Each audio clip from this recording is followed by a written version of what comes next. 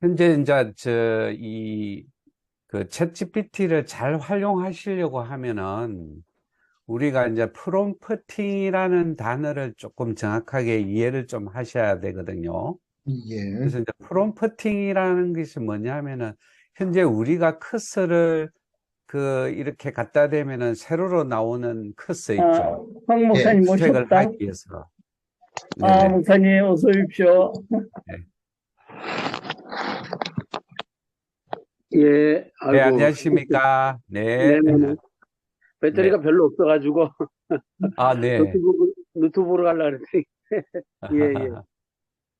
들어오기도 힘들지만은 나가기도 힘들 겁니다.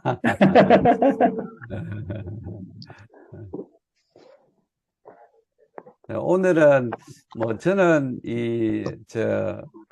이런 전문가는 아니고요. 그래서 저는 어떻게 활용하고 있고 또 어떻게 이 챗GPT를 활용해서 조금은 주제가 있는 그런 어떤 챗GPT가 됐으면 좋겠다라는 생각에서 좋은 주제가 뭘까라고 생각하니까 지난번에 강의하셨던 분의 그게 감정이라는 게 있더라고요. 그래서 저도 공감대를 형성하는 게 있어서 감정이라는 것을 가지고 또 이 기독교적인 측면에서도 또 필요할 것 같다라는 좀 느낌이 들기도 하고 또 그렇게 해서 어떻게 하면은 잘 커뮤니케이션을 이룰 수 있는 게 뭘까라고 해서 이게 지금 마인드맵을 제가 올려놨습니다. 이게 보시면은 이게 강의가 하나, 둘, 셋, 넷, 다섯, 여섯, 한 7개 정도의 이렇게 전문가들이 올리신 거를 제가 한 마인드맵으로 올렸습니다. 그래서 실제적으로 아이들한테 이거를 가지고 강의를 해보니까 한 3시간 이상은 해야 되거든요. 근데 이제 오늘은 그냥 이렇게 프레임만 조금 보여드리겠습니다. 보여드릴 테니까 보시고 이제 찾아보면 좋으실 것 같고 그래서 저는 오늘 이후에 저랑 혹시 강의할 텀이 생긴다고 하면은 챗 GPT를 놓고 서로 찾으면서 하시는 게 제일 좋겠다라는 생각이 들거든요. 그래야만이 어떻게 이게 이렇게 되지라고 하는 것들을 느낄 수도 있고 실제적으로 또 우리가 사용해 봄으로 인해서 챗GPT가 우리한테 얼마나 접근해 있을까라는 것들을 생각해 보는 게 좋을 것 같거든요. 그래서 제가 알고 있는 챗GPT의 가장 중요한 요소를 따지라고 하면은 프롬프팅입니다. 이게 프롬프팅이란 간단하게 제가 설명드리면은 어, 현재 여러분들이 찾을 수 있는 구글에서나 이렇게 했을 때 커서를 갖다 댔을 때 깜빡거리는 부분이 있습니다. 그죠? 그래서 그게 시작입니다. 챗GPT도 역시 마찬가지거든요. 뭔가 시작하기 위한 깜빡임, 그거를 프롬프팅이라고 합니다. 근데 그 프롬프팅이 챗GPT를 열어가는 첫 번째 주자입니다. 그죠? 그래서 그게 제가 알고 있기로는 이 프롬프팅이 한 5가지 종류가 있습니다. 그래서 첫 번째가 어떤 종류가 제로샷 프롬프팅이 있고요. 두 번째는 원샷 프롬프팅이 있고, 그 다음에 퓨샷 프롬프팅이 세 번째 있고, 그 다음에 롤플레이 프롬프팅이 있고, 그 다음에 체인 오브 숏 프롬프팅이라고 있습니다. 그래서 이 5가지를 조금 이해하실 조금 필요성이 있습니다. 그래서 오늘 이후에 간단하게 뭐 구글에 들어가서 챗GPT의 프롬프팅을 이렇게 치시면 5가지가 나올 겁니다. 그죠? 그래서 그거를 검색을 하셔가지고 아 이게 이렇게 돼야 되는 거구나 하는 거를 이렇게 조금 이해를 하셔야 되는데 그래서 간단하게 조금 설명을 드리면은 첫 번째로 제로샷 프롬프팅이 있습니다. 이 제로샷은 그야말로 우리가 아무 훈련된 어떤 것들 없이 그냥 던지는 게 제로샷 프롬프팅이라고 보시면 될 겁니다. 그야말로 내가 궁금한 거 구글에서 쳤을 때 감정이란 무엇인가 이렇게 치는 것을 재료사 프롬프팅이라고 이렇게 보시면 될 것 같거든요. 그래서 오늘은 제가 이제 챗GPT를 가지고 계신 분은 챗GPT에서 그냥 물어볼 수 있습니다.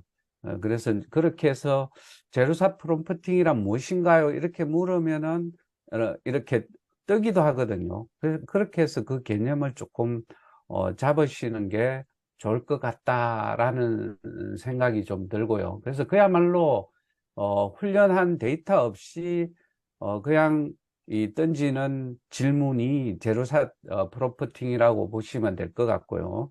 그 다음에 두 번째는 원샷 프롬프팅이라는 게 있습니다. 이 원샷 프롬프팅 그야말로 한 장의 사진을 주고 한 단어를 주고 이렇게 요구하는 챗GPT한테 요구하는 게 있습니다. 그래서 사진을 한 장을 주면서 이게 대한 것들을 이야기를 해다오 이렇게 던질 때는 원샷 프롬프팅이라고 이야기를 할 수가 있고요.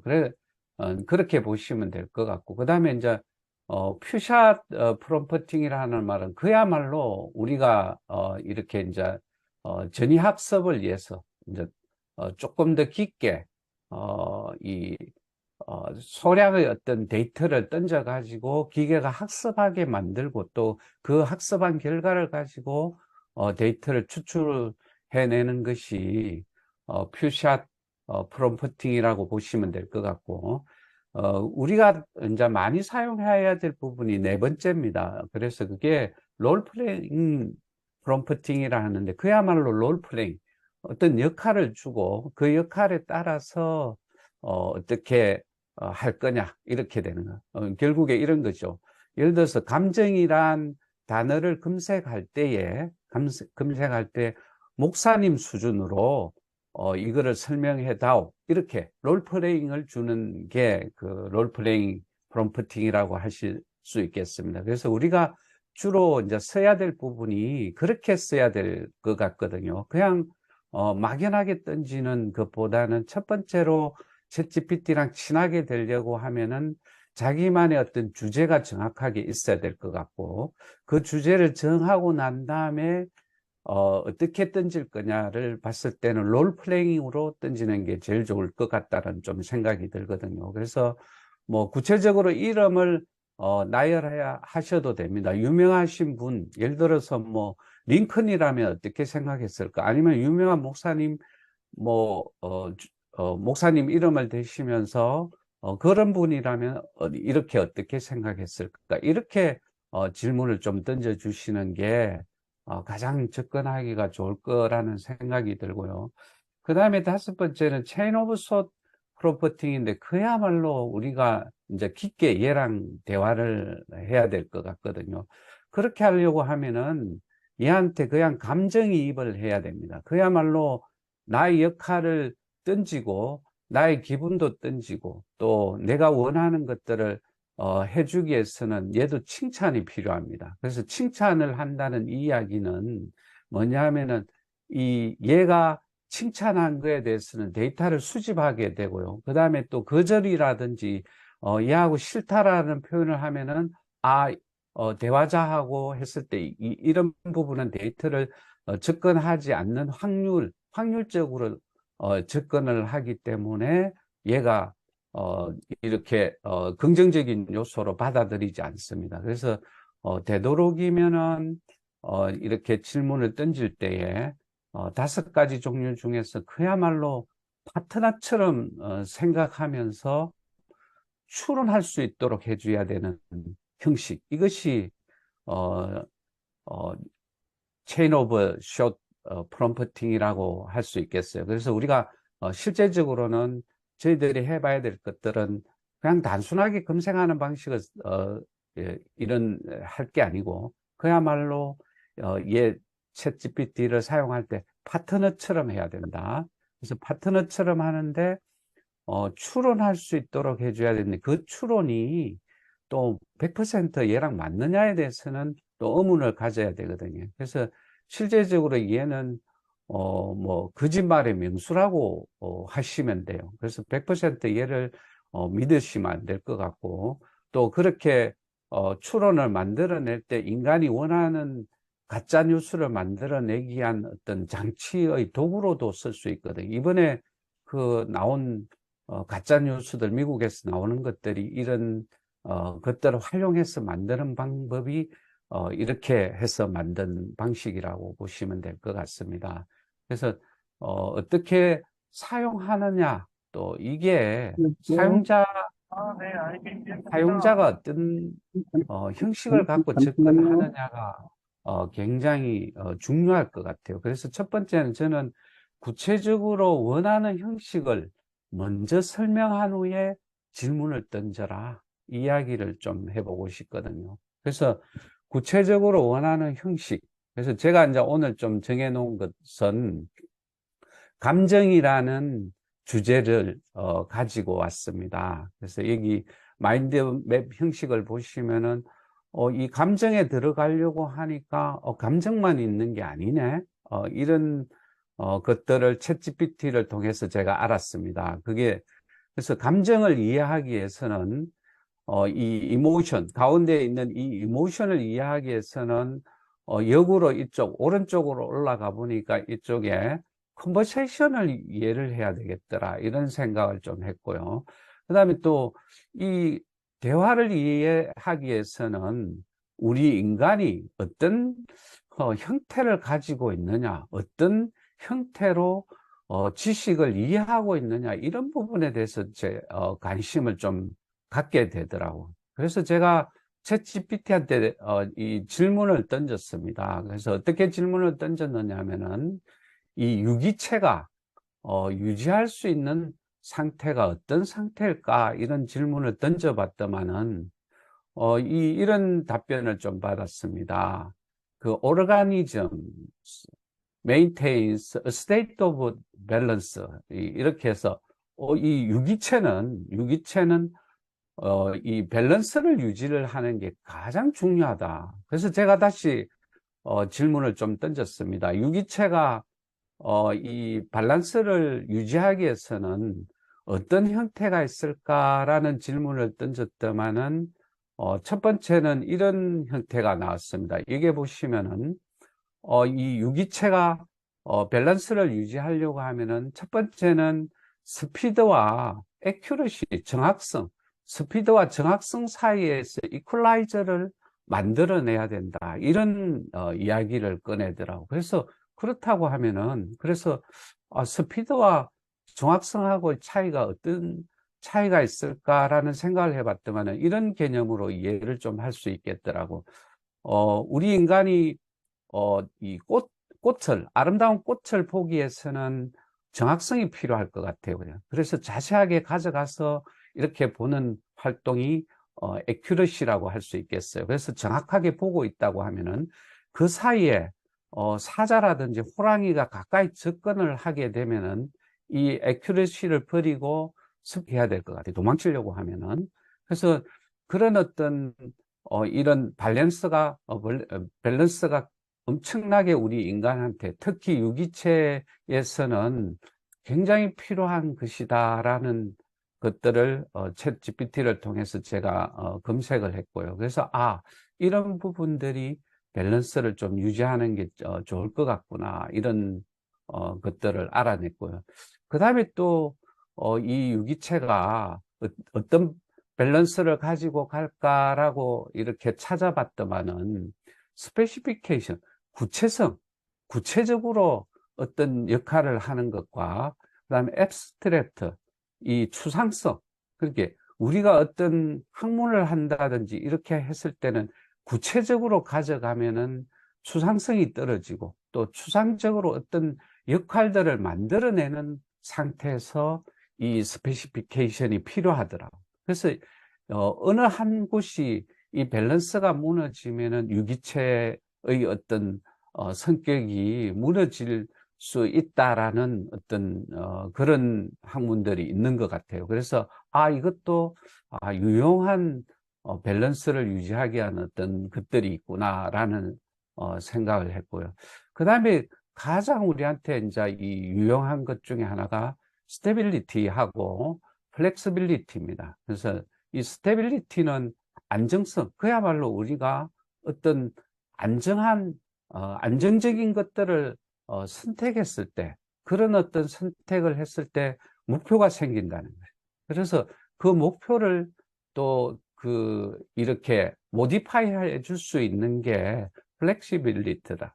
이런 이 안정성과 유연성을 잘 선택하느냐에 따라서 이 크래비티가 창의성이라든지 이런 것들이 잘 조절될 수 있는 것들이 이 스테빌리티하고 유연성, 이게 이 유연성하고 어떤 밸런스를 잘 유지하는 것이 우리 인간이 가지고 있는 어떤 이 항, 유지하기 위한 어떤 컨스탄시, 이거를 저는 이 항상성이라고 말을 해보고 싶거든요. 그래서 얘를 챗GPT에 찾았더만은 호메오스테이시스라는 단어를 검증을 해주더라고. 이게 그야말로 항상성.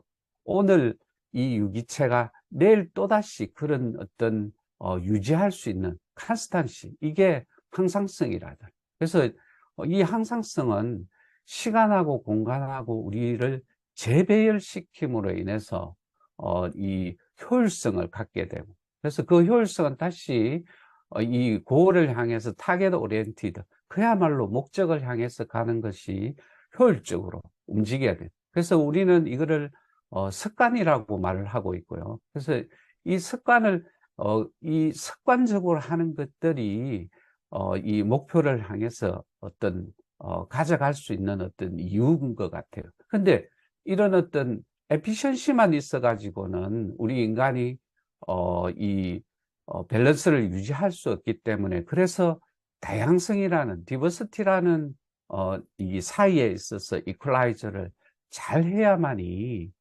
이런 어떤 우리가 목적 지향적인 그런 어떤 신앙도 역시 마찬가지일 것 같아요. 이런 어떤 우리가 한 인간에 있어서 신앙을 어느 한 부분을 강요하기 시작한다고 하면은 뭐 신자들도 성도들도 그렇고 또 따라오는 사람들이 적절하게 이런 어떤 우리 인간이 유기체적인 어떤 상황을 인정하게 된다고 하면은 신앙적인 측면에서도 이런 것들을 좀 잘 활용을 했으면 좋겠다라는 생각을 하고 있고요. 궁극적으로 이런 어떤 유기체적인 어떤 성격, 이런 것들을 잘 유지하는 사람들이 나중에 가면은 대화도 잘 일으킬 수 있고 감정적인 부분도 잘 조절할 수 있고, 또 그런 부분을 가지고 주도적인 어떤 삶을 가져갈 수 있겠다라는 생각을 했고요.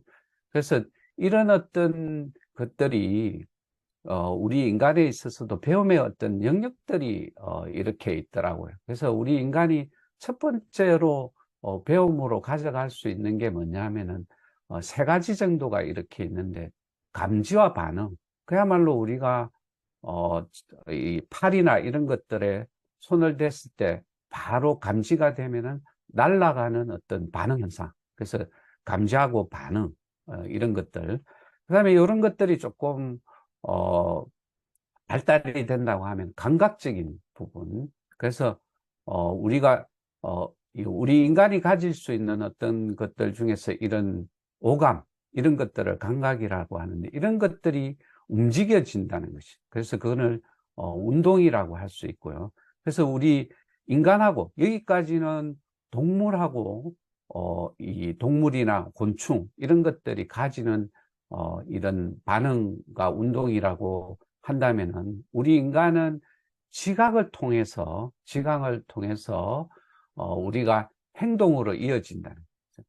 우리가 결국에는 우리가 모든 것이 인간하고 하나님이 우리를 창조하신 이게 다른 점이 바로 이거라는 것이죠. 이것 때문에 우리 인간이 하나님을 닮아갈 수밖에 없고, 또 우리 인간이 또 바른 어떤 행동을 할 수 있는 것들은 이런 어떤 지각이 바탕이 돼야 될 것 같다라는 생각을 해봤고요. 그래서 이런 것들 배우는 것들을 한 네 가지 영역으로 이렇게 잡는다고 하면, 첫 번째는 이 익스피리먼트, 그야말로 실험을 통해서 우리가 달라진다는 겁니다. 그래서 그런 실험들이 이런 유기체적인 어떤 활동에 의해서 실험들이 이루어지고요. 그 다음에 또 우리 인간이 많이 가질 수 있는 것 중에 익스피리언스, 그야말로 많은 경험, 이런 경험들을 통해서 배움의 영역들을 높여갈 수밖에 없고요. 그 다음에 또 우리 인간이 동물들하고 다르고 또 우리가 신을 닮아갈 수밖에 없는, 우리가 하나님을 찾을 수밖에 없는 것 중에 하나가 아까 지각인데, 이게 메타 오브 싱킹, 그야말로 생각 후에 생각을 해야 된다는, 이런 것들이 우리 행동들을 바꾸게 하는 것들이라고 보시면 될 것 같고요. 그 중에서 저는 제일 중요한 것들이 행동을 바꿀 수 있는 것들, 이런 어떤 동물이나 곤충이나 할 수 있는 것들은 감지해서 반응하고, 또 감각 운동을 통해서, 감각을 통해서 운동한, 그야말로 먹이 사슬에 의해서 움직인다고 하면은 우리 인간은 메타 오브 싱킹, 이렇게 생각이 달라질 수밖에 없다라고 하고요. 그 다음에 또 우리가 하나님과의 커뮤니케이션을 하기 위해서는 컨버세이션이 필요하고요. 또 인간하고 인간끼리의 어떤 컨버세이션이 필요하다라고 봅니다. 그래서 이런 영역들을 통해서 가장 우리 인간이 주목해야 될 부분이 바로 이 컨버세이션이라고 이렇게 제가 보고 있습니다. 그래서 대부분 일반 사람들이 이 컨버세이션을 하는 목적이 있습니다. 그게 뭐냐면 베너핏입니다. 저희들이 현재 지금 여기 들어와서 일종의, 제가 일방적으로 이렇게 이야기를 하고 있지만 약간의 대화를 하고 있습니다. 그죠? 이것은 뭐냐면 뭔가 인간적인 측면에서 보면 베너핏을 얻기 위해서 여기 와가 있는 겁니다. 누구나 다 마찬가지입니다. 그죠? 그래서 그 베너핏이 어떻게 되느냐 따라서 우리는 목적이 달라질 수밖에 없거든요. 그래서 우리는 가장 주목해야 될 부분이, 이건 누구나 다 잘하는 거지만은 컨버세이션을 잘하기 위해서는 경청을 잘해야 되고, 그 다음에 또 호응을 잘해야 되고, 이 질문을 잘 던져봐야 돼요. 그래서 챗GPT한테도 역시 마찬가지인 것 같아요. 잘 들어주고, 그 다음에 호응을 잘해주고, 질문을 잘 던져야 돼. 질문을 잘못 던지면은 되돌아오는 것은 나한테 이 잘못된 것들이 돌아옵니다. 그게 뭐냐면은, 첫 번째는 이 베네핏을 얻기 위해서는 뭔가 타인으로부터 지지를 받기 위해서 가장 중요한 게 이겁니다. 컨버세이션의 베네핏은 지지입니다. 지지. 내가 하나님으로부터 대화를 해서 내가 지지되고 있습니까? 또 인간하고의 대화할 때도 내가 이 밸류 컨버전을 이루기 위해서는 서포터입니다. 그야말로 내가 얼마만큼 지지를 받고 있느냐, 또 지지를 하느냐 따라서 그 사람들하고의 어떤 관계가 달라진다는 것이죠. 근데 우리 인간은 대화를 할 때 가장 많이 하는 게 뭐냐면 셀프 레퍼런스, 그야말로 자기 주장만 이렇게 내세운다는 것이죠. 그래서 모든 사람들이 대화할 때 보면은 이 셀프 레퍼런스에 빠져서, 이게 뭐냐면은 이중적인, 여기에서 마스크레드라고 제가 이야기를 좀 하고 싶은데, 이게 뭐냐면은 이중인격, 그야말로 내가 쓰고 있는 이 가면 뒤에 다른 이면의 생활들, 이런 것들이 이 대화에 있어서 가장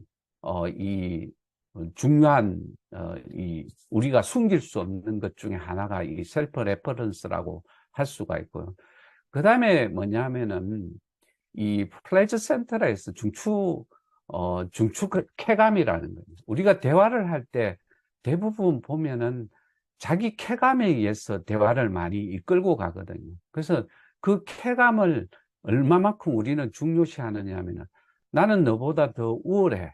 이런 어떤 권력성을 가져가는 게 헤게모니라고 우리가 해요. 그래서 권력적으로 이야기하는 방법이 있고, 내가 너보다 우위에 있어. 그래서 대화를 하실 때 가장 중요하게 여겨야 되는 부분이 이 헤지모니입니다. 그래서 이거는 명령에 의해서 움직이고, 또 거기에 따라서 자기 우월성을 갖는다든지, 이렇게 대화를 하면은 그 사람하고 대화를 하기가 쉽지가 않을 겁니다. 그런데 가장 주목해야 될 부분이 이 플레저 센터라고 여겨지는 이 쾌감 중추, 우리가 얼마만큼 이 쾌감 중추에 작용을 하느냐 하면은 다른 사람하고 대화를 할 때 내가 저 사람한테 칭찬을 해주고 그 다음에 저 사람한테 얻기 위해서 많은 것들에 저 사람한테 투자를 하게 되면은 심지어 자기가 가지고 있는 그 비밀,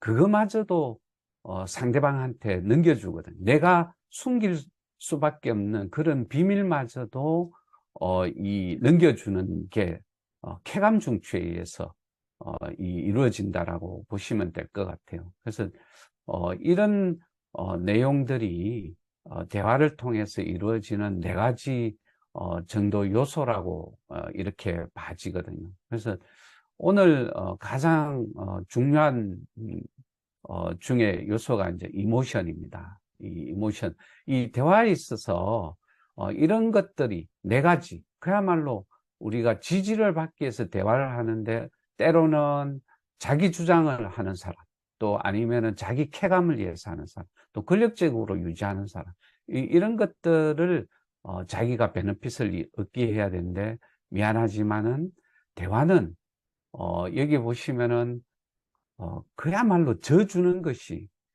지는 것이 이기는 겁니다. 그래서 이겼다라고 생각해 가지고 집에 가서 보면은 괜히 분합니다. 그죠? 뭔가 막 내가 상대방한테 내가 어떤 많은 말들을 꺼내 가지고 그 사람들을 설득했다라고 생각했는데 실제적으로 보면은 허무한 감정밖에 없다. 근데 반대로 그야말로 지지를 했다고 하면 그야말로 내가 너를 위해서 생각하고 너를 위해서, 그것이 진정한 그런 어떤 예수님의 원리가 여기에 있지 않느냐. 그래서 이런 것들이 가장 우리 기독교인이 가져야 될 어떤 필요적인 요소일 것 같아요. 그래서 대화를 할 때 상대방을 설득하기보다는 권력적으로 가져보기보다는 차라리 내가 져주는 거. 그래서 왼뺨을 때리면 오른뺨을 내줄 수 있는 게 바로 예수님만이 할 수 있는 거잖아요.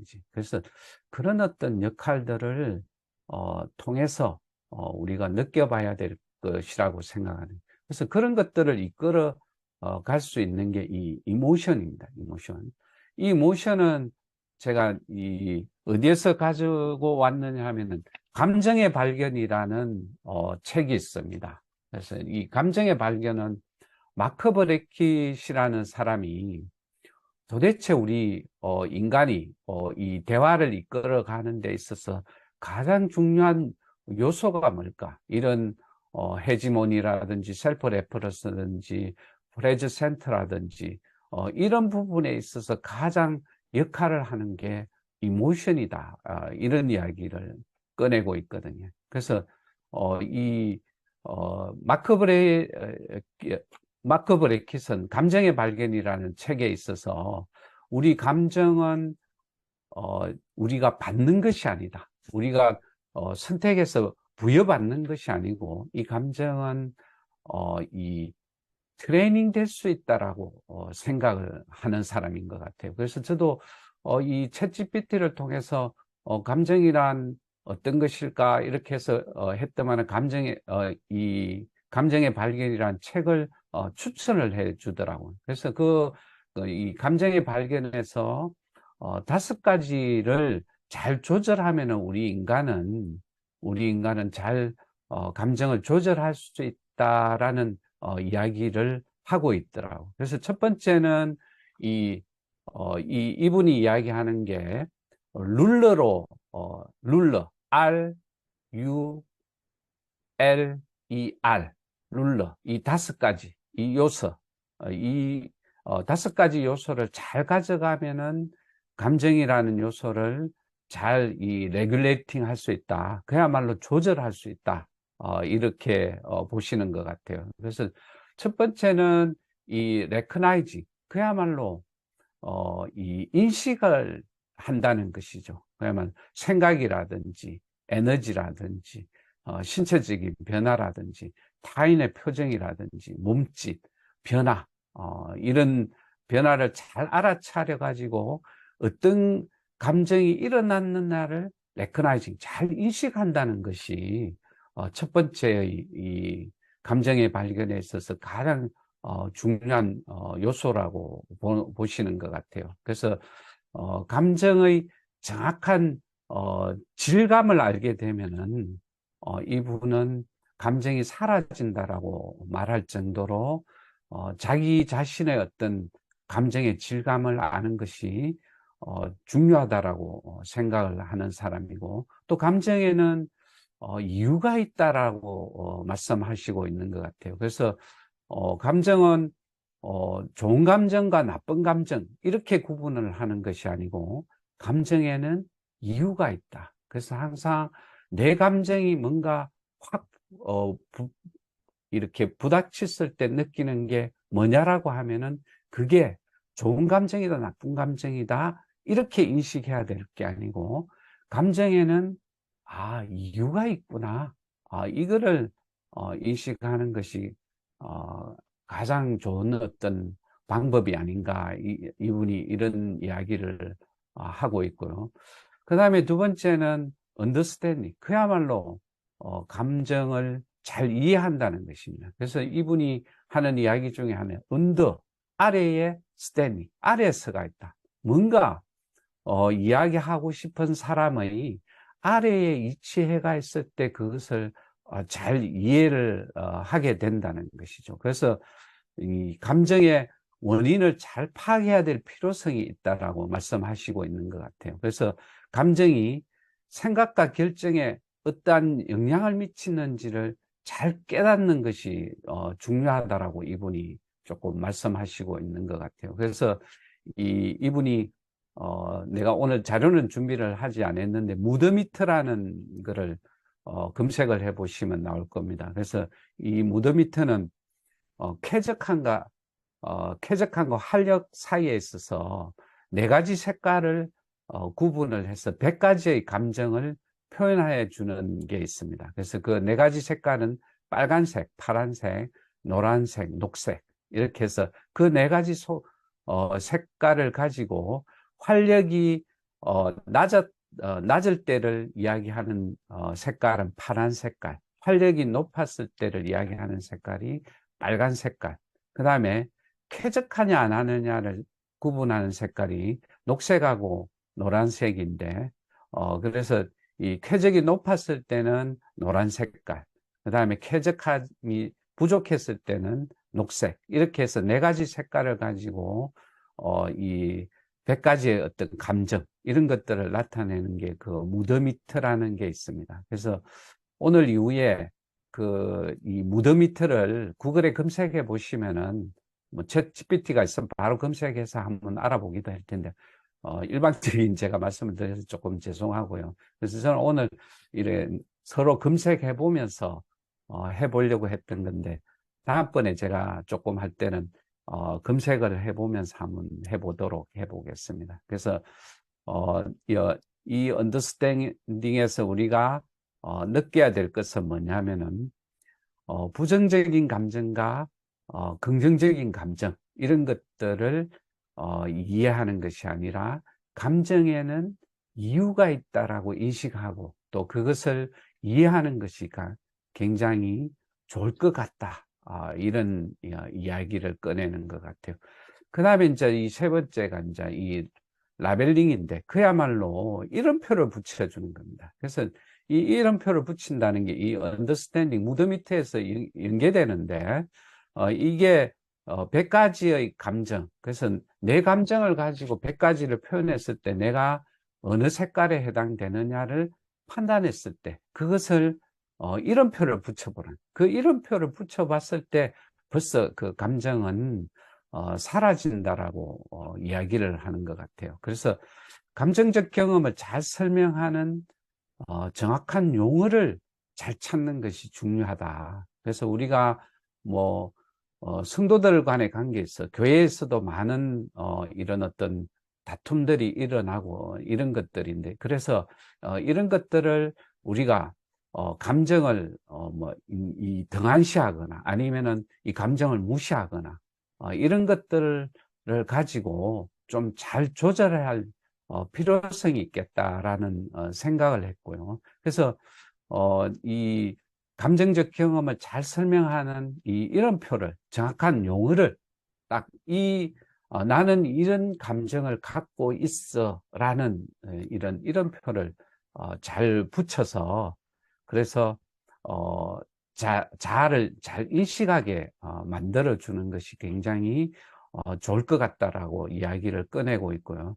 그래서 사회적 의사소통에서 감정의 어떤 효과적인 전달, 이게 굉장히 라벨링에서 중요하다라고 생각하는 것 중에 하나가 뭐냐면은, 이 감정과 우리가 이 컨버세이션을 하기 위해서는 이 언어가 굉장히 중요한 역할을 합니다. 그래서 우리는 들어오는 사람의 어떤 표정만 봐도 저분이 어떤 감정을 갖고 있고 이런 이야기들을 합니다. 그래서 그런 어떤 감정적인 것들도 굉장히 중요하지만은, 이 8대2의 요소 중에서 감정과 언어가 있다고 하면은 세밀한 부분, 이런 부분을 이끌어가는 것은 결국에 이 언어라는 것입니다. 그래서 이 언어를 통해서 잘 설득하기도 하고 해야 되는데, 그 감정에 기반된 그 감정을 잘 이해하게끔 하는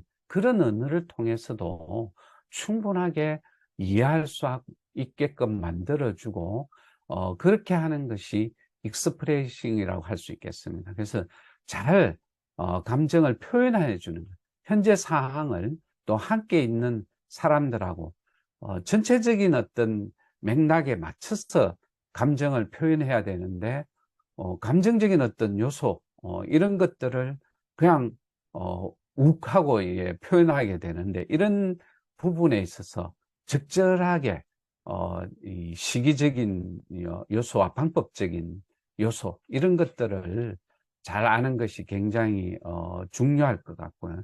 그래서 우리는 표현하는 방법에 있어서 가장 가까운 사람들한테는 이렇게 감정 표현을 마구잡이로 이렇게 하고 있는 것 같아요. 그래서 이런 어떤 감정 표현들을 가장 가까이 있는 사람들한테 이런 표현을 정확하게 해주고, 그런 것들이 이 언어를 통해서, 부부니까 내가 내 마음 알 거 아니야. 내가 아무리 같은 부부라도 감정 표현을 가지고 있다라고 하면 그 표현을 결국에 해낼 수 있는 것은 이 언어거든요. 그래서 이런 적절하게 감정 표현을 하면서 정확하게 팩트에 의해서 가장 우리가 이 감정을 자극하는 게 뭐냐면은 팩트 없이 감정 표현을 하는 거. 그래서 이 이모션을 가장 잘 조절하는 방법 중에 하나가, 마크 브레이킷이 하시는 이야기 중에 하나가 뭐냐면은 팩트 있는 그런 감정 표현을 하는 게 좋다. 그래서 남들이 표현할 때 이런 거 있잖아요. 그래서 예를 들어서 암 환자들한테 가장 이렇게 내가 감정 표현을 잘한다고 해가지고 이렇게 위로를 해준다는 표현이, 이런 표현들이 있을 겁니다. 전화를 받았습니다. 목사님이 전화를 받아서 제 암에 걸렸습니다, 이렇게 했을 때, 그러면은 당장 위로해 줄 말이 이런 것들이 있습니다. 그래, 많이 아프시죠? 그래, 뭐 얼마나 아프십니까? 이 정도인데, 이제 대화를 더 이끌어가다 보면은 이런 거, 위로 아닌 위로. 그래, 내 아는 사람은 이런 암이었는데 이 사람도 굉장히 아프다고 합니다. 이런 이야기들이 위로의 말이 될 것 같은데, 정작 그 사람의 말을 들어주는 게 굉장히 중요하다는 것이죠. 그래서 그 표현을, 남이 아픈 표현을 나한테 가져와서 이렇게 해서 아플 것이다, 이런 것들이 이 감정을 이해하고 감정의 이름표를 붙여주고 이 표현하는 데 있어서 잘못됐다는 것이, 그야말로 그래, 밥도 못 먹고 아프시죠, 힘드시죠, 뭐 이런 위로가 오히려 더 맞는 표현인데, 여기로 가면은 역시 마찬가지입니다. 네, 그래서 내 중심으로 대화를 이끌고 가다 보면은 다른 사람들의 어떤 것들을 가지고 와서, 아, 그래, 보니까, 우리 뭐, 외삼촌은 이런 암이어서 엄청 아팠습니다. 뭐, 이런 이야기들은 그야말로 자기 주도형, 그 다음에, 자기 쾌감형, 그 다음에, 이런, 대화를 이끌고, 결국에 가게 된다는. 그래서 결국에, 위로로 가지 못한다는 것이죠. 그야말로, 팩트에 근거된 어떤 감정 표현, 이런 것들이 감정을 잘 조절하는, 것들 중에 하나라고, 이런, 표현을 하시는 것 같아요. 그래서, 이런 것들이, 감정을 조절하는 데 있어서, 굉장히 좋을 것 같다라는 생각을 좀 해봤고요. 그래서, 우리가 이런 것들이 잘, 해결이 될 때, 이런 어떤, 음, 감정에서 벗어날 수가 있는데, 항상, 자신이 굉장히, 중요합니다. 그죠? 그래서 뭐, 누구를 막론하고, 우리가 어떤 이 감정의 구렁텅이로 빠뜨릴 수밖에 없는 것들 중에 하나가 뭐냐 하면은, 첫 번째, 본인이, 어, 다른 사람들하고 어떤 이런 대화를 통해서 창피하게 생각한다. 그래서 이 첫 번째는 굉장히 중요한 요소입니다. 그래서 대부분 본인이 생각할 때 내가 이야기를 함으로써 창피하지 않을까? 또 내가 이야기를 함으로 인해서 거절받지 않을까? 그래서 이 인간이 가장 세 가지 본인이 싫어하는 셀프 다우트이 뭐냐 하면은 실패하지 않을까? 내가 이런 이야기를 했을 때 실패하지 않을까? 내가 어떤 것들을 했을 때 실패하지 않을까? 이런 부분에 대해서 우리가 위로를 해줘야 될 것 같고요. 그 다음에 창피하지 않을까? 내가 이런 말을 함으로써 창피하지 않을까? 그다음 또 내가 이런 행동을 함으로써 창피하지 않을까? 이런 요소들. 그래서 또 내가 이런 말을 했을 때 거절당하지 않을까? 이런 것들이 결국에 이 뭉뚱그려져서 이 감정의 구렁텅이로 빠질 수밖에 없다는 것이죠. 그래서 우리가 남하고도의 어떤 대화도 중요하지만은 본인의 스스로 대화에 있어서 이 감정의 구렁텅이로 빠질 수밖에 없는 것 중에 하나가 이 세 가지 요소라는 것. 이것이 가장 어떤 유기체를 우리 인간으로서 역할을 못하게 하는 이 컨피던스, 자존감을 떨어뜨리게 하는 요소라고 이렇게 봅니다. 그래서 이런 어떤 것들을 잘 이해할 필요성이 있다라고 보고 있고요. 그래서 이런 어떤 세 가지 요소가 감정적인 이 구렁텅이에 빠질 수밖에 없던 이유가 뭐냐면 첫 번째는 이 시도하는데 런칭하는데 실패하는 거. 그게 항상 뭐냐면은 내가 실패하지 않을까라는 그 두려움 때문에 실패할 수밖에 없다는. 그래서 그럼으로 인해서 자존감도 일으키고 자신감도 잃게 되는 요소 중에 하나가 내가 실패를 두려워서 하지 못합니다. 그래서 많은 것들을 준비를 합니다, 사람들은. 근데 그 준비를 하는 과정에 있어서 시도를 하려고 하면은, 내가 이 실패하지 않을까? 내가 이런 거 하면 창피당하지 않을까? 이런 걸로 인해서 내가 거절당하지 않을까? 그래서 우리가, 사람들하고 대화를 할 때 가장, 주의해야 될 요소가 뭐냐 하면은, 실패를 두려워하지 않아야 된다. 그래서 첫 번째 시도하는 것이 중요하고, 그래서 교회에 있어서도 가장 중요한 요소가, 저는 그 청소년 부를 섬기고 있는데 청소년들하고 대화를 하면서 느끼는 것 중에 하나가 바로 이런 요소입니다. 그래서 아이들이 뭔가를 해야 되는데 하지 못하는 요소가 이런 것 같아요. 그래서 제가 본 프로그램 중에서 CBS 마이크온 프로그램이 있는데 거기에 나오는 아이들은 이야기를 자기 발표를 참 잘하더라고. 그래서 그 발표를 잘할 수 있는 거는 그런 자신감이 충, 충분했을 때 그게 가능하거든. 그래서 못하는 아이들을 보니까 첫 번째는 실패하지 않을까, 창피하지 않을까, 거절당하지 않을까. 그래서 이게 시도하지 못한다는 것. 그래서 우리는 이런 아이들한테 이런 훈련들이 좀 필요한 것 같아요. 못해도 좋으니까 잘할 수 있도록 끊임없이 기다려주고 또 할 수 있도록 해서. 그래서 저희들 교회에서 한 1년 동안 아이들을 이런 훈련들을 통해서 결국에 마이크온처럼 스스로 나와서 예배 시간 이후에 그 모임을 가질 때에 발표할 수 있도록 하는 자리, 그런 자리를 만들어주고 있고요. 그런 것들을 통해서 점차적으로 좀 이루어가고 있다는 것을 조금 말씀드리고 싶고요.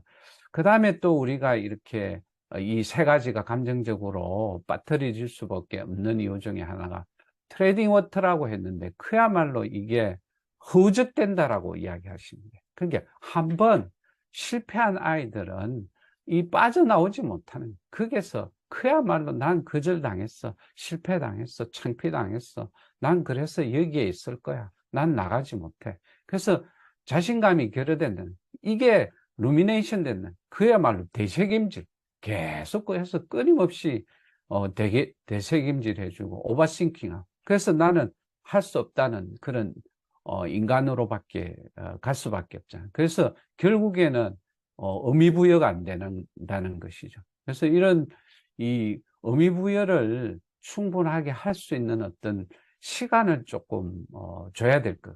그래서 저는 아이들하고 같이 있으면서 느끼는 것들 중에 하나가, 그래서 충분하게 칭찬해주고 격려해주고, 그래서 아이들한테 공부를 왜 해야 되는가 보다는 왜 예수를 믿어야 되는지에 대해서 확신을 조금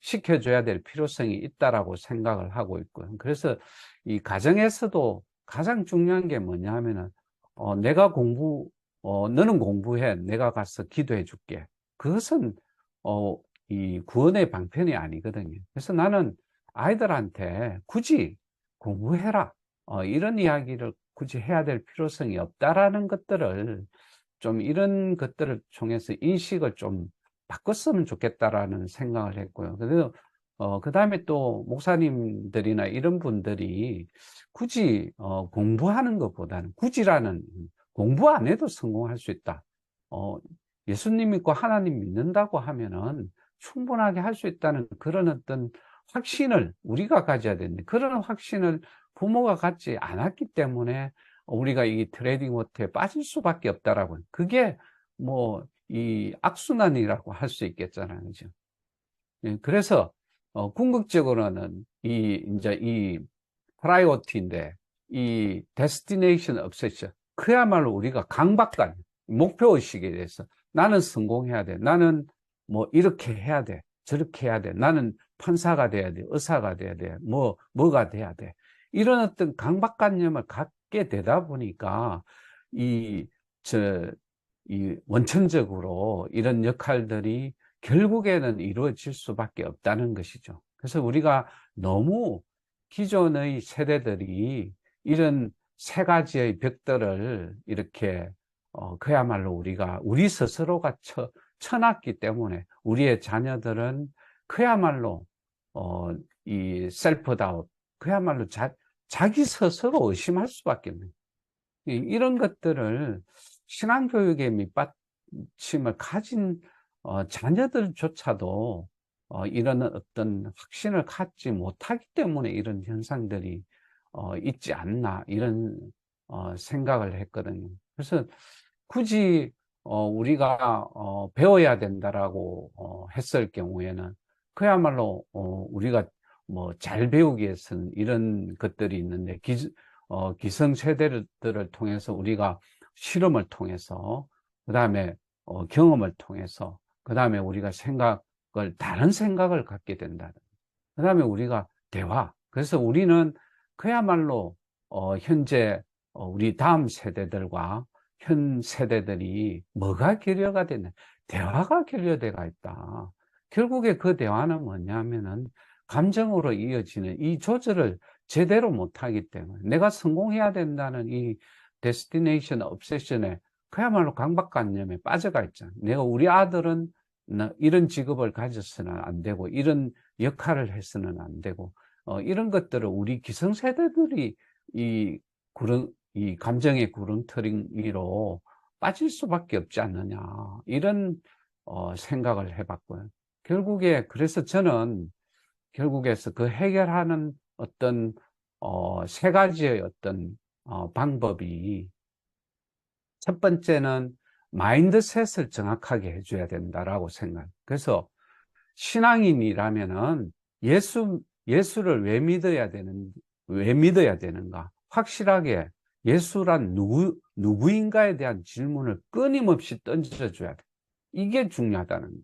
이것 없이 기본이 이건데, 마인드셋이 안 돼가 있는데 이 모티베이션이 되겠다는, 이런 어떤 확실한 마인드셋을 기본으로 딱 갖고 예수 믿으면 공부 안 해도 돼. 이런 어떤 확실한 신념을 가져야 된다. 이게 필요하다. 그래서 제 경험을 조금 말씀을 좀 드리면, 우리 아이는 제가 학원은 보내지 않았습니다. 그 다음에, 제가, 우리 아이를 학교 보낼 때는, 학교에 갈 때는 공부하라고 보내는 게 아니고, 사회성을 기르기 위해서 친구 만나러 가라고 제가 보냈습니다. 그래서, 우리 아이가 두 아이가 있는데, 한 아이는 여자아이고, 한 아이는 남자아이인데, 저는 실험적으로 좀 키웠습니다. 그래서 첫 번째 아이는, 아이를 키울 때 공부할래? 어떻게 할래? 제가 물어봤습니다. 그래서 공부하는 것보다는 시인이 되기를 원하더라고요. 그래서 끊임없이 제가, 시인이 되고 싶다길래, 그러면 책을 많이 읽어야 되지 않느냐. 그래서 책을 많이 읽게 했습니다. 그래서 굳이 학원을 안 보내고 책을 많이 읽게 해서 걔가 결국에 나중에, 그런, 역할을 만들어 줄 수 있는 기반을, 이 마인드셋을 정확하게 했고요. 그래서 그걸 통해서 현재, 우리 아이는, 지금 현재 공부를 좀 하고 있고요.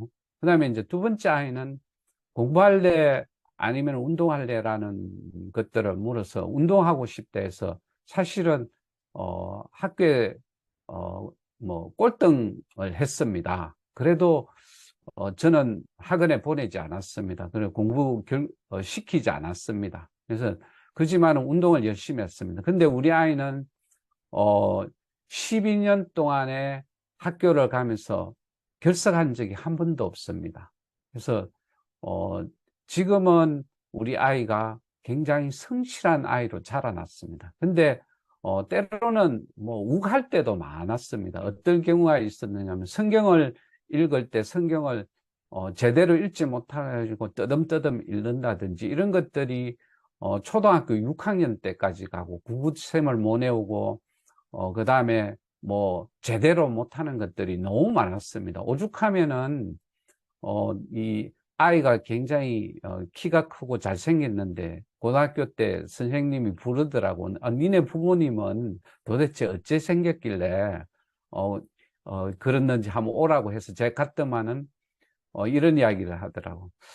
우리 애는 굉장히 이 아이들하고 친한데 공부를 좀 못하는데 공부를 집에서 안 시킵니까? 이렇게 하더라고. 그래서 저는 우리 아이를 좀 불러달라고 했습니다. 그래서 우리 아이를 불러다가 옆에 세우고 내가 우리 아이 어깨를 두들면서, 선생님, 공부 못하는 우리 아이가 나는 자랑스럽습니다. 라고 선생님한테, 우리 아이가 자랑스럽다는 이야기를 했습니다. 그래서 그 자랑스럽다는 그 말 한마디에 선생님도 녹다운되고, 우리 아이는, 자존감이, 이렇게 충만한 아이로 이렇게 자라났습니다. 그래서 그, 어, 자존감 하나로, 세계 여행도 떠나게 되고, 그래서 많은 어떤, 활동들을 하게 되는 어떤 근거가 되기도 하고, 그래서 지금 우리 아이들한테 물어봤을 때,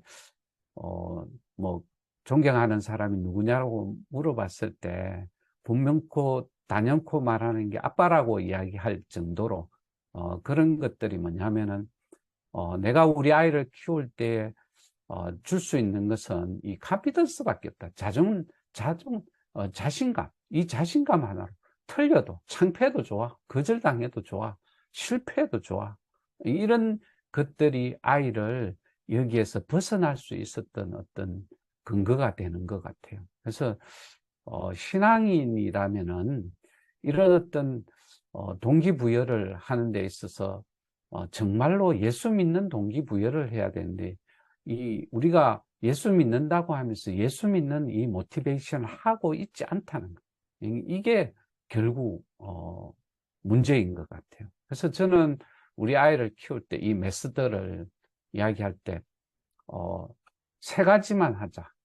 성경책은 제대로 좀 읽자.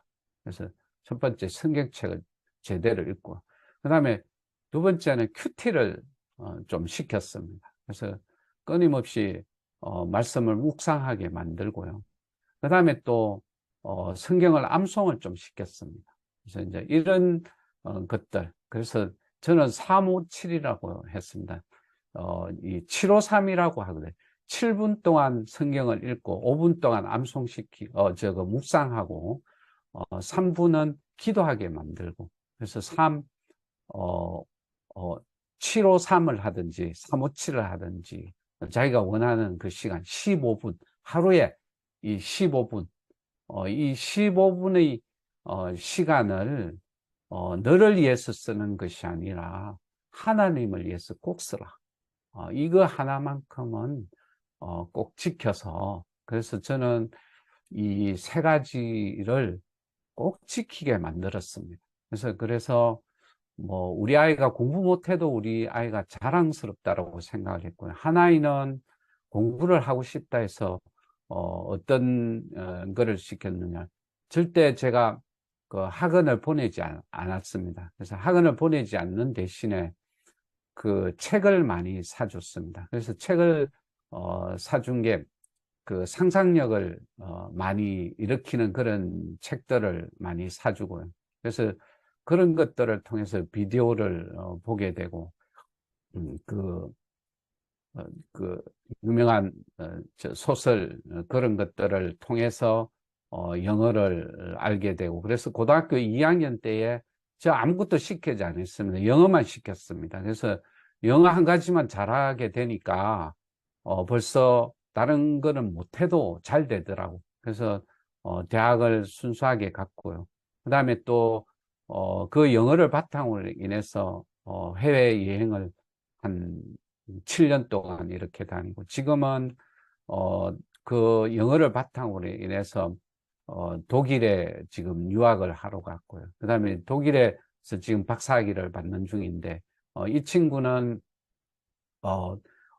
독일어 독자도 모르고 독일로 갔습니다. 그래서 그런 자신감이나 동기부여나 이런 것들이 아빠랑 대화했을 때 헤지모니, 권력적으로 하지 않았고요. 그 다음에 제 중심으로 셀프 레퍼런스를 통해서 하지 않았고요. 그래서 어, 내 중심으로 내가 우리 아이를 키우는 데 있어서 쾌감을 일으키는 그런 짓은 절대 하지 않았습니다. 그래서 나는 우리 아이를 끊임없이 서포트, 지지해주고 칭찬해주고 격려해주고, 그래 너는 성공할 수 있는 아이고.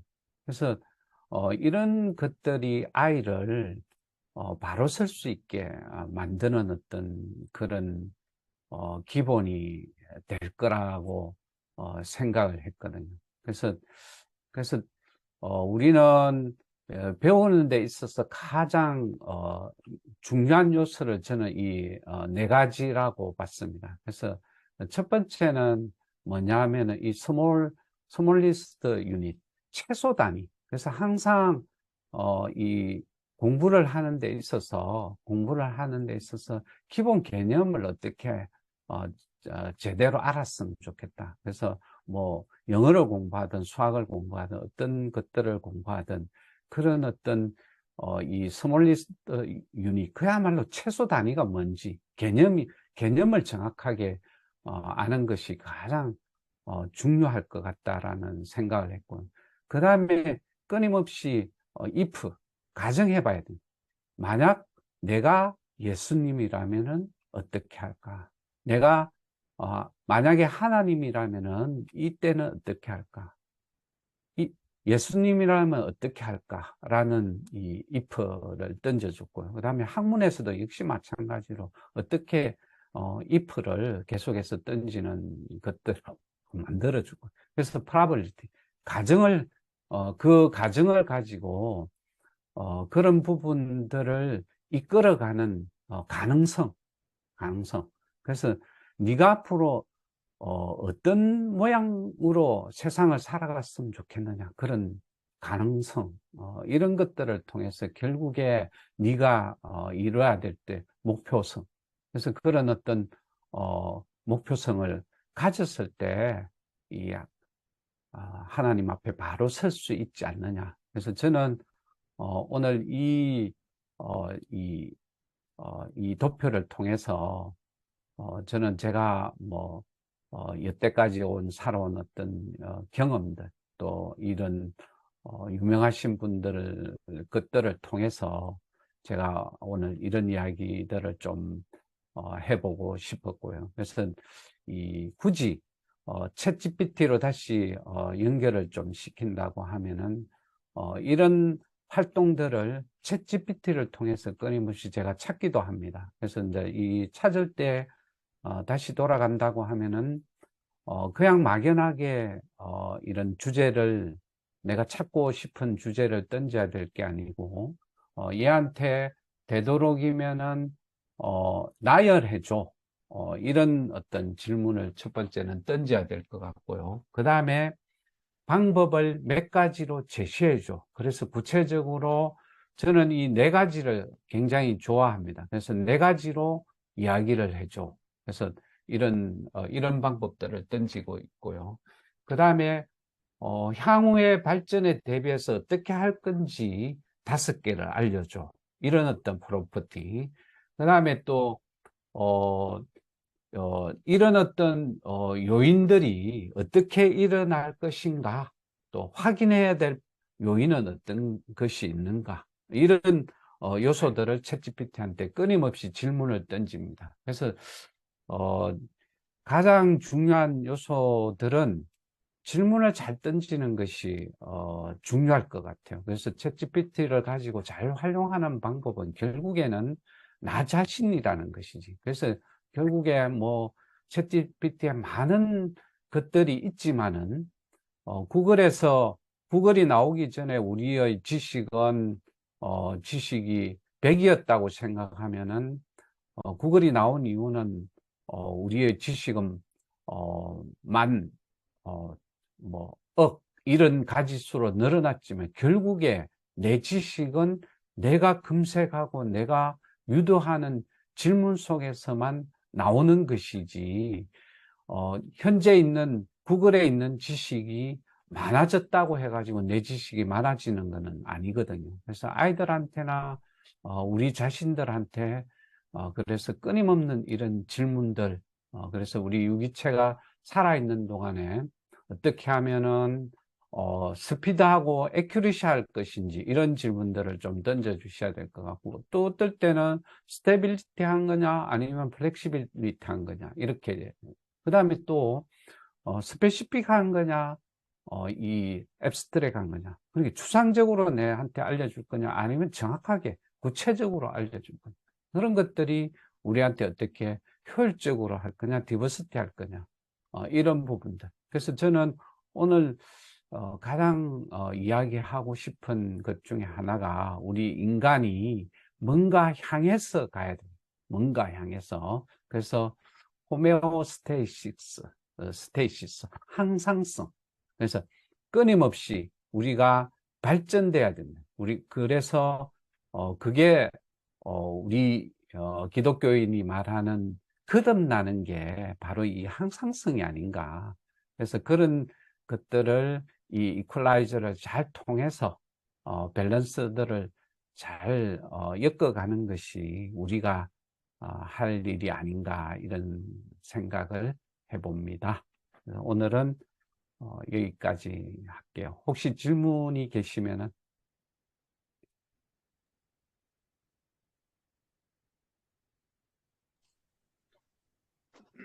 예, 강의 아주 하시느라고 고생하셨고, 예, 네. 감사합니다. 네네. 근데 이 모든 내용들이 챗 네네. GPT하고 같이 하면서 작성된 건가요? 아니면 네, 이게 이제 챗GPT랑 하면서 제가 질문을 던졌고요. 그 다음에 또 그걸 바탕으로 구글을 찾아냈고요. 그 다음에 구글을 통해서, 그 다음에 또 그와 연계되는 어떤 자료들, 뭐 유튜브라든지 이런 것들이 연계되는 것, 그 다음에 또 이런 서적들을 또 찾아냈고요. 그래서 이제, 이런, 여러 가지들을, 이루어져 가는 데 있어서는 챗GPT 역할이 많이 했죠. 전적으로 챗 GPT에서 다 끌어낸 건 아닌 거네요. 네, 그렇죠. 그렇게 보시면 됩니다. 그래서 이제 제가 필요할 때마다 챗GPT를 활용해서 이제 이렇게 꺼냈죠. 그래서 이제 이런 것들이 나하고 어떤 연관이 있을까? 또 이렇게 이런 것들은 감정의 발견이라는 책에서 꺼낸 거고요. 예. 그 그럼 다음에 지금 이 또 전체 내용에서 챗 GPT에서 꺼낸 건 몇 프로 정도 되나요? 챗GPT에서 꺼낸 거는 한 40% 정도는 챗GPT에서 제가 꺼냈습니다. 이 아, 주제를 이끌어내기 위해서 제가, 예. 검색을 했고, 또, 또 음, 이런 주제가 있다고 하면 끊임없이 제가 또 그걸 추적해서 아까 말한 대로, 나열해줘. 그 다음에 7개만 방법을 알려줘. 그 다음에 요거랑 대비되는 것은 어떤 게 있어? 5개만 알려줘. 또 요런 요인이 나올 수밖에 없는 요인은 왜 나왔어? 이렇게 계속 질문을 좀 던져줬고요. 그 다음에 또 이것을 다른 유명하신 연구자는 어떤 분이 있어? 이렇게 해서 나온 분이 요 마크 브레킷이라는 사람이고, 이분이 사용한 저서 이걸 또 구글에서 검색하니까 나오더라고. 그래서 이제 이런 것들 그렇게 보시면 될 것 같아요. 아직은 그래서 챗 GPT가 한글 서비스는 안 해주고 있죠? 됩니다. 그 이제 그거 하는 방법은, 예. 그래서 이제 파파고를 까는 방법도 있고요. 그다음에 지금 음, 이제 이 챗GPT를 열 수 있으면 한번 가르쳐 드릴 수가 있는데, 그래서 예. 이제 번역하는 방법이, 저 같은 경우는 그 이 확장 프로그램이 있습니다. 그 음, 구글 챗GPT 확장 프로그램 치시면 나옵니다. 그 중에서 어, 번역 프로그램이 있습니다. 그거를 음, 깔아놓고요. 그래서 음, 저는 기본적으로 한글로 질문을 던지고, 예. 한글을 다시 번역해서 챗GPT에서 던져주고, 다시 영어로 나온 놈을 다시 번역합니다. 그게 음, 순간적으로 1, 2초 만에 다 이루어집니다. 어, 네, 그렇게 보시면 됩니다. 음, 그래서 챗GPT를 잘 활용해야 될 필요성이 있고, 저는 이제 수업에서도 활용하는 게 이제 이렇게 활용을 하고 있습니다. 예를 들면, 배움의 영역이란 제가 이제 이렇게 좀 설명을 해야 되지 않습니까? 그죠? 그래서 예. 배움의 영역에 대해서 검색을 해봐. 이렇게 이제 나오고요. 그게 이제 가장 중요한 질문이고요. 그래서 배움의 영역을 예를 들어서 유명한 교수님 이름을 줘서 그 교수가 생각하는 자료가 있는지 찾아줘. 아니면 연구 논문이 있으면 찾아줘. 이렇게 해서 검색을 시키고, 또 한 친구는, 어, 미국에서, 유명한, 뭐, 목사님이 생각하는, 이 배움의 영역은 어떤 것이 있어? 예를 들어서 뭐, 존 메가더 목사님의 강의 중에서, 설교 중에서 뭐, 이렇게 찾아줘. 그렇게 하면은 나오기도 하고, 그렇게 찾기도 하고요. 그래서 이제, 그 다음에 이 셀프 레퍼런스 이런 것들을 기본적으로 단어를 줘서 이 셀프 레퍼런스의 개념, 그 다음에 그게 해당되는 어떤 연구 논문들. 그래서 요 하나하나를 가지고 설명을 해도 1시간 정도가 갑니다. 그래서 이제 찾으실 때 가장 큰 이 프레임을 찾으시고요. 그 프레임을 가지고, 끊임없이, 뭐, 이야기 형식으로, 스토리 형식으로 전개하시는 방법도 있고, 또 때로는, 예를 들어서, 논문 형식으로 써줘라고 하면 논문 형식으로 써주기도 하고요. 그 다음에 서론, 본론, 결론 형식으로 해줘. 이렇게 하면은 검색을 해주기도 하고. 그래서, 요게 대한 자료들이, 제가, 이렇게 카메라 좀 보여주시면은, 자, 보이시죠? 제가 예. 이렇게, 한 단락에서 이렇게 또 찾고요. 그 다음에 또, 제가, 이 감정이라는 영역을 또 이렇게 찾아내고요. 그 다음에 또, 뭐, 하나의 주제를 가지고 끊임없이, 이렇게 자료를 만들어 갑니다. 그래서 예를 들면 이런 거, 자, 요거 같은 경우는 신우임 선생님, 목사님의 말씀드렸습니다. 선생님, 설교를 일단 공유를 요약했습니다. 중지하시죠. 화면 네. 공유를 중지하시고, 그래서 요거는 제가 다음에, 이제 제가 원래 하는 거는 마인드맵입니다. 제가 이제 금방 보여준 거는 설교를 요약하는 것도 마인드맵이고요. 그 다음에 이제 예를 들면 이런 거, 내의 가소성에 대해서 그 강의하신 분이 있는데, 이 강의가 한 장, 두 장, 이렇게 전부 다 마인드맵으로, 이게 한 300페이지 되는 거를 제가 이렇게 요약을 했습니다. 그래서 이제, 목사님들이나 이런 선교사님들도 이렇게 요약하는 게 굉장히 중요할 것 같고요. 그래서 이제 뭐 끊임없이, 저도 뭐 나이가 좀 있지만은 이 배운다는 게, 끊임없이 이렇게 요약하면서, 이렇게 이끌어 가고 있다라고 보시면 될 것 같아요. 그래서 뭐 막 끊임없이 이렇게, 그림을 그려대고, 또 이거를 또 기억하기 위해서 또 여러 번 또 재차 또 만들어내고, 또 카피해 가지고 또 추가할 거, 아까 그 내용, 예를 들어서 이런 거는 감정의 구렁텅이인데 요건 또 이제 구체적으로 안으로 들어갔어, 그지? 그래서 이제 오늘은 한 페이지밖에 안 보여드렸는데 이 하나하나 여기에 보시면은 요런 것들에 대해서 이제 강의들이 다 있고요. 그래서 이런 것들을 챗GPT를 활용해서 찾아내고 구체적으로 또 책을 찾아내기도 하고, 또 이제 설교 같은 경우는 이 유튜브를 들으면서 아까 이 보여준 뭐 신우임 목사님 창세기 창세기 9강인데 요런 거 같은 경우는 이 40분 강의하는 거를 한 장으로 이렇게 요약을 했습니다. 그래서 이런 것들이 자료가 이제 제가 성경을 끊임없이 이제 만들어가는 방법 중에 하나고, 이런 것들을 저 같은 경우는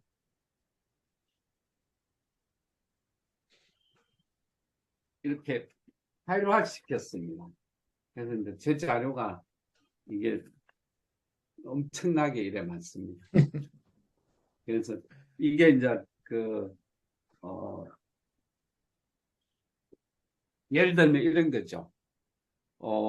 요한계시록 강의를 예를 들면 신우인 목사님 거를 전부 다 제가 마인드맵 해놨고요.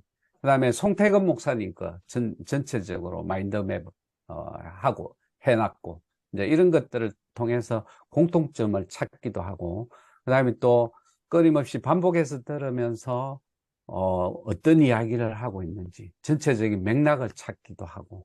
그래서 이제 이런 것들이 아이들한테 어떻게 하면 이단화 되지 않을까, 이런 부분들을 위해서 정말로 스탠다드하게 어떻게 이야기할 것인가, 이런 부분들을 많이 생각하면서 이제 이 마인드맵을 만들어 가고 있고, 또 다양하게 또 저는 이런 생각을 해봅니다. 성경에서 가장 중요한 거는 이 맥락이라고 보니까, 그래서 그 맥락을 잘 이해하는 것이 굉장히 중요할 것 같고, 한 부분에 있어서도 그게 바로 이게 나오는 이제 이 스페시피케이션하고 앱스트랙트인데, 이런 요소들이 가장 중요한 요소인 것 같아요. 그래서 이런 밸런스를 잘 맞춰가야만이 이 신앙도 잃어버리지 않을까. 그래서 아이들한테 역시 마찬가지인 것 같아요. 꾸준하게 이런 어떤 역할을 좀 해줄 수 있도록 우리 지금 현재 깨어 있으신 분들이 이런 활동들을 좀 해야 되지 않을까 이런 생각을 해봅니다. 네. 예. 고맙습니다. 다음에 혹시 주제를 또 정하면은 그 주제를 가지고 또 한번 해보도록 하겠습니다. 이제 다음에 하실 때는 저랑 하실 때는 챗GPT를 깔고 직접 한번 해보시면서 하는 것도 괜찮을 것 같아요. 그래서 이 준비를 좀 하셔가지고 같이 한번 해보면 좋을 것 같습니다. 오늘 뭐 부족하지만은 들어주셔서 감사해요. 예, 수고하셨습니다. 수고하셨습니다. 네, 이 많으셨습니다. 파일, 들어가세요. 오늘 이 파일을 그 카톡 단톡방에 올려주시면 좋겠습니다. 네. PPT를. 네네. 예, 네, 수고하셨습니다. 알겠습니다. 네, 네. 네, 들어가세요. 감사합니다. 네. 고맙습니다.